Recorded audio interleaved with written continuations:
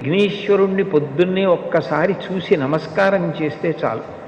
అది లోకంలో ఎక్కడా లేని విశేషం. ఒక్కసారి ఆయన ముఖం వంక చూసి నమస్కారం చేసి 16 నామములు ఉన్న శ్లోకం చెప్పి బయటికి వెడితే చాలు విజయం సిద్ధిస్తుంది అని.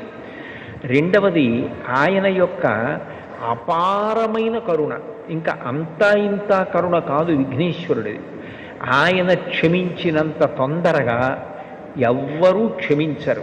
మీరు చూడండి, అందరికన్నా ఎక్కువగా మరిచిపోయే లక్షణం ఎవరికి ఉంటుంది అంటే పిల్లల యందు ఉంటుంది. మీరు పిల్లలు అనేటప్పటికీ ఒక విషయం జ్ఞాపకానికి తెచ్చుకోవచ్చు.